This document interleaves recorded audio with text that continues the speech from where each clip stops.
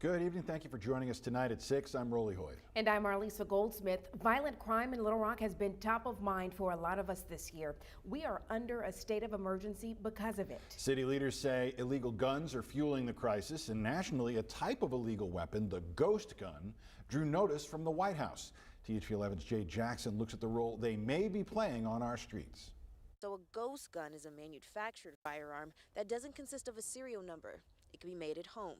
But the concept brings out a good point of whether or not they can help aid in violent gun crimes. Across the country, police departments report sharp increases in the number of ghost guns found at crime scenes. President Biden says the Justice Department is sending additional resources to help combat violent gun crimes, from the NYPD headquarters to all the way here in Little Rock. Last year, the police department confiscated 750 illegal guns off the streets. That includes everything from felons who shouldn't have guns to those ghost guns used in crimes. Ghost guns, generally speaking, are firearms that don't have serial numbers.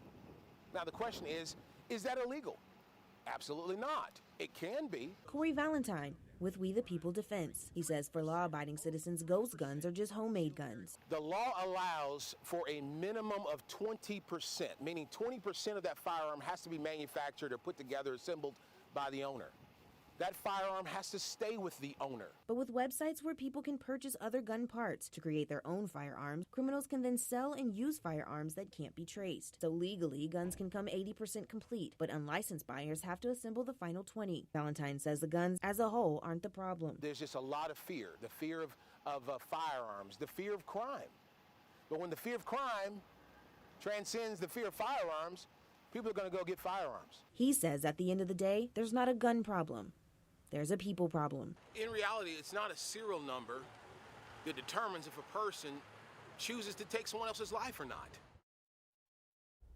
It's Jay Jackson reporting for us tonight. Little Rock will be under a state of emergency for violent crimes for at least the next 30 days, with Mayor Frank Scott Jr. vowing to keep it in place, quote, as long as it takes.